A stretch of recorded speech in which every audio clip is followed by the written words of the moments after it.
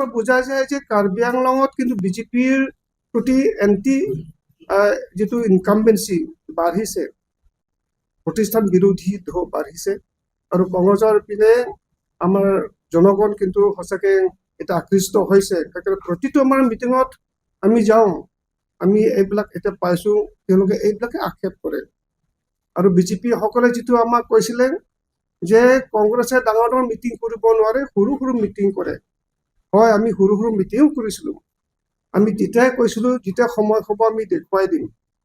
যোৱাকালি আমি দেখুৱাই দিলোঁ। যোৱাকালি দেনগাঁৱত আপোনালোকে দেখিছে 15,000 অধিক আমাৰ কংগ্ৰেছ কৰ্মীসকল জইন কৰি পেলাই আমি যোৱাকালি আমাৰ ৰেলী আমি তেনেকৈ সফল কৰি তুলিলোঁ। গতিকে এই যিটো আমাৰ ৰেলীত যিসকল আহিছে সকলোলৈকে আমাৰ দলৰ পৰা আমি ধন্যবাদ জ্ঞাপন কৰিছোঁ। আপোনালোকৰ জৰিয়তে, আপোনালোকৰ সহায় সহযোগিতাৰে এই আমাৰ ধন্যবাদ জ্ঞাপন আমাৰ যিটো মেছেজটো যেন সকলো আমাৰ কৰ্মীসকলৰ, আমাৰ শুভাকাংক্ষীসকলৰ, আমাৰ ভোটাৰসকলৰ কাষলৈ যায়। তাৰবাবে আমি আপোনালোকক অনুৰোধ জনাইছোঁ। মই ইয়াত মিডিয়াৰ যিমান আছে সকলোকে মই যোৱাকালিৰ যোনটো প্ৰগ্ৰাম হৈছে, চবে আপোনালোকে সকলোৱে আছিলে তাত, দেনগাঁৱৰ যোনটো প্ৰগ্ৰাম হৈছিলে, সেইটোত আপোনালোকে বিশেষকে মিডিয়াই আমাক ইমান সুন্দৰকৈ আমাক কভাৰেজ দিছে। ষ্টেটৰ চেনেলছ হওক বা লোকেল পৰ্টেলছে হওক, আপোনালোকে ইমান ভালকৈ আমাক মানে কভাৰেজটো দিছে। সেইটো কাৰণে মই আমাৰ পাৰ্টিৰ ফালৰ পৰা, ডিষ্ট্ৰিক্ট কংগ্ৰেছ কমিটিৰ ফালৰ পৰা মই আপোনালোকক ধন্যবাদ জ্ঞাপন কৰিব বিচাৰিছোঁ।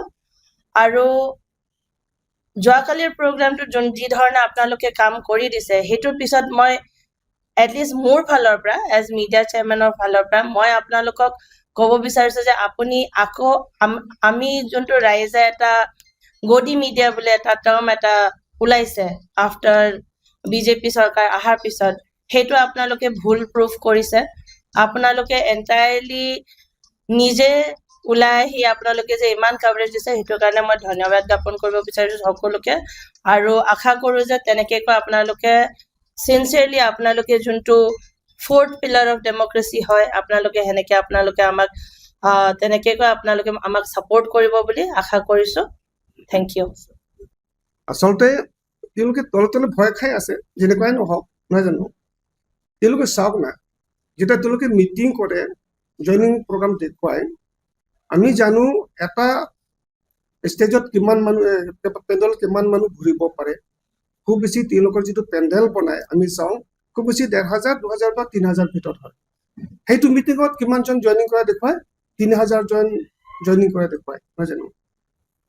কিন্তু আমাৰ আজি যোৱাকালি যিটো এটা আমাৰ প্ৰগ্ৰাম হৈছিলে, আপোনালোকে চাওক, আমাৰ যিটো ডাঙৰ এটা পেণ্ডেল আছিলে, পেণ্ডেলৰ চাৰিওফালে ক'বলৈ গ'লে আমাৰ যিটো দেনগাঁও যিমান আমাৰ স্পৰ্টছ এছ'চিয়েশ্যন ফিল্ডটো আছিলে, সকলো ফিল্ড ভৰি গৈছে।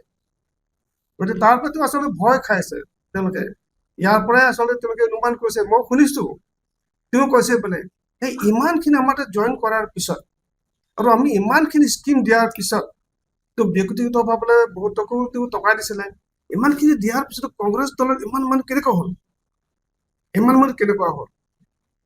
আছে তলে তলে যে মানুহবিলাকে সেই দলটোৰ প্ৰতি কিবা বেয়া পাই আছে, তেওঁলোকৰ কৰাপশ্যনৰ বাবে। তেওঁলোকৰ চাওক না, আজিকালি চাওক, ৰাইজৰ হাতত টকা নাই, ৰাইজৰ হাতত টকা নাই, বিশেষকৈ দুখীয়া ৰাইজৰ হাতত এই আমাৰ যিটো কংগ্ৰেছৰ দিনত আৰম্ভ কৰা চাউলৰ বাহিৰে আৰু সেই অৰুণোদয় 1,250 টকাৰ বাহিৰে কি কোনো স্কিমো আছে ন, নহয় জানো? জব কাৰ্ড বুলিবলৈ আজিকালি ৰাইজৰ হাতত টকা নাযায়। এইবিলাক যে তলে তলে ৰাইজে বেয়া পাই আছে, এইটো বিজেপিয়ে কিন্তু চিন্তা কৰা নাই। বিজেপিয়ে সেইটোৱে ভোট ৰাইজৰ কৰিছে বুলি ভাবি আছে। কিন্তু অকল সেইখিনি কৰিলেও নহবতো, যদি সঁচাকৈ তেওঁলোকে যদি ৰাইজৰ বাবে কাম কৰে, আমি তেতিয়াও কৈছিলোঁ আপোনাসকলে এনেকৈ স্কিম ল'ব লাগে যিটো স্কিমৰ দ্বাৰাই সাধাৰণ ৰাইজৰ হাতত টকা যাব পাৰে। আৰু কংগ্ৰেছৰ বহুত স্কিম আছিলে, তেওঁলোকৰ সেই স্কিম নাই। গতিকে সেইকাৰণে তলে তলে আচলতে বিজেপিৰ প্ৰতি মানুহৰ মনোভাৱ ধাৰণাবিলাক সলনি হৈছে, বেয়া পাই আছে, তলে তলে কিন্তু শংকিত হৈ আছে এই গোটেইখিনি কথা। যেনেকৈ নহওক, তেওঁ জানে যে ইয়াততো 3,000, 4,000 মানুহ নহয়, তেওঁলোকৰ সেই জইনিং কৰাৰ সময়ত যিটো মানুহ জমা হয় তাতকৈ কিন্তু 4 গুণ 5 গুণ মানুহ জমা হৈছে আমাৰ তুলৰাম নহয় এজনকে থকা নাই জানে কিন্তু আমাৰ দলটো অপজিশ্যন হিচাপে ক'ব লাগিব তেওঁলোকে কেতিয়াও নকয় যে হয় এইটো কংগ্ৰেছৰ এইটো মিটিং হৈছে 10,000 মানুহ হৈছে দেই 15,000 হৈছে দেই কেতিয়াও নকয় নহয় জানো এইটো অপজিশ্যনৰ কথা আৰু গতিকে আমাৰ সেইটোৱে কথা তেওঁলোকে আচলতে আমাৰ দলক ভয় কৰিছে ডেভেলপমেণ্ট কাম কৰক কোনো বাধা দিছে ন আমাৰ কংগ্ৰেছ দল কেতিয়াও বাধা দিয়া নাই নহয় জানো তেওঁলোকে ডেভেলপমেণ্ট কাম কৰক ৰাইজৰ বাবে কাম কৰক আমি সেইটোৱে কামনা কৰোঁ কিন্তু কোনটো ৰাস্তা কি ধৰণে বনাব লাগিব এটা তেওঁ কৈছে ফ্লাইঅভাৰ বনাম কিন্তু কোনখিনিত ফ্লাইঅভাৰ খুব প্ৰয়োজন আৰু কিন্তু ফ্লাইঅভাৰ বনাওঁতে যে আজি 3 বছৰ 4 বছৰ ৰাইজৰ ইমান কষ্ট খাই আছে এইটো তুলনামূলক চিন্তা কৰা উচিত নহয় জানো চিন্তা কৰা উচিত এটা ফ্লাইঅভাৰ গুৱাহাটীত বনাবলৈ 6 মাহ সময় লাগে 7 মাহ সময় লাগে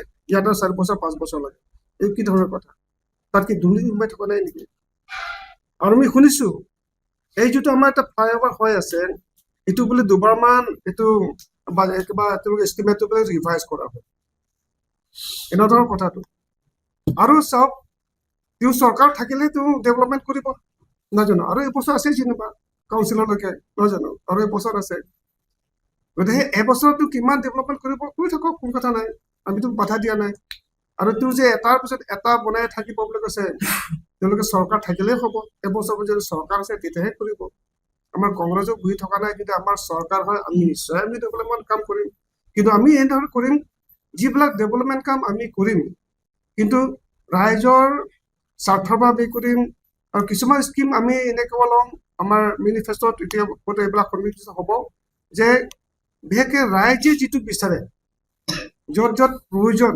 বিশেষকৈ ৰাইজৰ হাতলৈ কেনেকৈ টকা যাব পাৰে এই গোটেইখিনি স্কিম কিন্তু আমাৰ কংগ্ৰেছ চৰকাৰে কৰিব যদি তাৰ চৰকাৰ হয় আৰু নিশ্চিতভাৱে তাত হোৱাৰ পিছত আমাৰ কাৰ্যত যেতিয়া হ'ব আমি সেইটো স্কিম আমি পালন কৰিম গতিকে সেইটো আমাৰ আপোনাসকলে জানে যোৱাকালি দেনগাঁৱত আমাৰ কাৰ্বি আংলং ডিষ্ট্ৰিক্ট কংগ্ৰেছৰ উদ্যোগত আৰু নগাঁও হোজাই ৱেষ্ট কাৰ্বি আংলং আৰু ডিমা হাছাও ডিষ্ট্ৰিক্ট কংগ্ৰেছৰ সহযোগত আমি এটা বিশাল কংগ্ৰেছ ৰেলী পাতিছিলোঁ আৰু সেই যিটো আমাৰ ৰেলী আমি আশা কৰাতকৈ কিন্তু বেছি মানুহ আমি তাত উপস্থিত হোৱা দেখিলোঁ বহুতে ভাবিছিলে ইমান মানুহ নহ'ব বুলি আমি প্ৰথমে খুব আশংকা কৰি আছিলোঁ মানুহ হ'বনে নাই গতিকে আমি ক'ব বিচাৰোঁ আশাতীতভাৱে আমাৰ তাত আমাৰ কংগ্ৰেছ কৰ্মীসকলে যোগদান কৰিছে স্বতঃস্ফূৰ্তভাৱে যেনেকৈ বিজেপি সকলৰ দৰে টকা পইচা দি বা কিবা এটা স্কিম দেখুৱাই পেলাই বা কিবা এটা চেক বিতৰণ কৰা দেখুৱাই পেলাই মাতি অনাৰ ধৰণে আমাৰ যিটো দলৰ তেনে কোনো স্কিম বিতৰণ কৰিবলৈও নাই তেনেকৈ কিবা আশা দিবলৈও নাই তথাপি তেওঁলোকে যে আহিছে আৰু আমি ভাবোঁ 15,000 অধিক আমাৰ কংগ্ৰেছ কৰ্মী যোগদান কৰিছে বুলি মই ভাবোঁ তাৰ বাবে বিশেষকৈ আমাৰ ডিষ্ট্ৰিক্ট কংগ্ৰেছৰ তৰফৰ পৰা আমি সকলোলৈকে যিসকলে উপস্থিত আছিলে সকলোলৈকে আমাৰ তৰফৰ পৰা আমি ধন্যবাদ জ্ঞাপন কৰিব বিচাৰিছোঁ আৰু থেংকছ গিভিং আমি দিব বিচাৰিছোঁ বিশেষকৈ প্ৰথমে আমাৰ গৌৰৱ গগৈ ডাঙৰীয়া আমাৰ Lok Sabha deputy leader of opposition আৰু আমাৰ অসম কংগ্ৰেছৰ সভাপতি তেখেতক ধন্যবাদ জনাইছোঁ আৰু তেখেতৰ লগতে উপস্থিত আছিল বিশেষকৈ ছত্তীশগড়ৰ x chief minister Bhupesh Baghel আৰু লগতে আছে তেখেত আছে আমাৰ অসমৰ চিনিয়ৰ অবজাৰ্ভাৰ আৰু লগতে আছে অবজাৰ্ভাৰ আমাৰ ঝাৰখণ্ডৰ প্ৰাক্তন মন্ত্ৰী বন্ধু তিৰ্কী আৰু লগতে আছে আমাৰ APCC ছেক্ৰেটাৰী ইনচাৰ্জ আছাম আৰু কাৰ্বি আংলং আমাৰ মনোজ চৌহান ডাঙৰীয়া আৰু লগতে আছে আমাৰ MP ৰকিবুল হুছেইন ডাঙৰীয়া আৰু আমাৰ PMCC আমাৰ মহিলা কমিটিৰ সভানেত্ৰী মীৰা বৰঠাকুৰ ডাঙৰীয়া প্ৰমুখ্যে বিশিষ্ট ব্যক্তিসকল উপস্থিত আছে গতিকে প্ৰথমে আমি ডিষ্ট্ৰিক্ট কংগ্ৰেছৰ তৰফৰ পৰা তেখেতসকলক আন্তৰিক ধন্যবাদ জ্ঞাপন কৰিছোঁ। তেখেতসকল আহিছে আমাৰ কাৰ্বি আংলঙত, আৰু এই যিটো প্ৰগ্ৰামটো সমগ্ৰ অসমৰ যিটো জোন ৱাইজ তেখেতৰ যিটো প্ৰগ্ৰাম কৰিছে, এইটো প্ৰগ্ৰামটো গোটেই আমাৰ কাৰ্বি আংলঙতে প্ৰথম প্ৰগ্ৰাম লৈছে। আমি তেখেতক ধন্যবাদ জনাইছোঁ।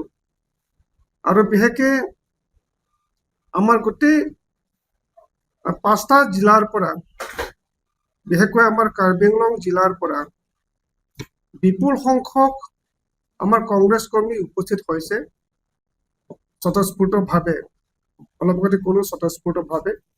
তেখেতসকলকো আমি আমাৰ তৰফৰ পৰা ধন্যবাদ জ্ঞাপন কৰিছোঁ। তেখেতসকলৰ যিটো উদ্যম যিটো আমি দেখিছোঁ, তাৰ বাবে আমি সঁচাকৈ ধন্যবাদ জনাইছোঁ। আৰু ইয়াৰ পৰা প্ৰতীয়মান হয় যে কাৰ্বি আংলং কংগ্ৰেছ আছে আৰু পিছতো থাকিব। বহুতে ভাবিছিলে, বিশেষকৈ বিজেপিসকলে ভাবিছিলে কাৰ্বি আংলঙৰ আৰু কংগ্ৰেছ নাই। আপোনালোকে বোধহয় জানে, বিজেপিসকলে বহুতবাৰ তেনেকে কংগ্ৰেছ দলৰ পৰা, APCC দলৰ পৰা বিজেপি দললৈ জইন কৰা দেখুৱাইছিলে। প্ৰত্যেকবাৰে তেওঁলোকে ক'ত 1000, ক'ত 1000, 2000, 3000 লোকে জইন কৰা বুলি দেখুৱায়। কিন্তু বাস্তৱত এইটো হৈছে তেওঁলোকৰ যিটো জইনিং প্ৰগ্ৰাম হৈছে, আমি আগতেও কৈছিলোঁ, আচলতে তেওঁলোকে অতিৰঞ্জিত কৰিছে। আচলতে মানুহবিলাকৰ মন আচলতে বিজেপিৰ লগত নাই। তেওঁলোকক কিবা প্ৰলোভন দেখুৱাই পেলাই বিজেপিত জইন কৰাই আছে। আৰু আজি আমি যিটো দেখিলোঁ, আমাৰ দলৰ কোনো একো দিব নোৱাৰাকৈ হ'লেও তেখেতসকলে স্বতঃস্ফূৰ্তভাৱে আমাৰ দলত আহি যোগদানো কৰিছে, নতুনকৈ যোগদানো কৰিছে। আৰু বিশেষকৈ আমাৰ কংগ্ৰেছসকল আহিছে। গতিকে ইয়াৰ পৰা প্ৰমাণ হয় যে বিজেপি দলৰ যিখিনি স্কিমবিলাক আছিলে, মই ভাবোঁ তেখেতলোকে অৰুণোদয় দি আছে, কিন্তু অৰুণোদয় দি থাকিলেও যে তেওঁলোকৰ কৰাপশ্যনৰ কাৰণে, তেওঁলোকৰ যিটো এণ্টি পিপুল স্কিমৰ কাৰণে, কিবা আঁচনিৰ বাবে যে ৰাইজে বিজেপিক বেয়া পাব আৰম্ভ কৰিছে, ইয়াৰ পৰা প্ৰতীয়মান হয়। 1250 টকা অৰুণোদয় মানুহৰ গোটেই মাহটো নোজৰে। এইটো কিন্তু কাৰ্বি আংলং ৰাইজে বুজি পাইছে, অকল কংগ্ৰেছ কৰ্মীসকলে বুজি পাইছে বুলি নহয়, আমাৰ বিজেপি থকা মহিলাসকলেও বুজি পাইছে। সেইকাৰণে তেওঁলোকে আচৰিত হৈছে যে আমি অৰুণোদয় দি আছোঁ, লগতে উদ্যমিতা আঁচনি কিছুদিন আগতে তেওঁলোকে আৰম্ভ কৰিছিলে। উদ্যমিতা আঁচনি 10,000 টকাকৈ প্ৰতিটো চেলাৰী গ্ৰুপক। তাৰপিছতো ইমান মানুহ হ'ব পাৰে, বিজেপিসকল কিন্তু আচৰিত হৈ গৈছে। আৰু আগতে লাখপতি বুলি আছিলে, লাখপতি স্কিম, কিমানজন বাইদেউ লাখপতি হ'ল আমি নাজানো, কিন্তু এইটো ভয় এটা আছিলে। আৰু যোৱা ইলেকশ্যনৰ আগতে এটা আছিলে কি, তেওঁলোকে মাইক্ৰ' ফাইনেন্স তেওঁলোকে মাফ কৰাৰ কথা কৈছিলে। কিন্তু এই গোটেইখিনি কথা যে কথাৰ লগত কাম যে মিলা নাই, কিন্তু ৰাইজে এতিয়া বুজি উঠিছে। যিকোনো খবৰৰ বাবে যোগাযোগ কৰক আমাৰ এই নম্বৰত 9181 307 221।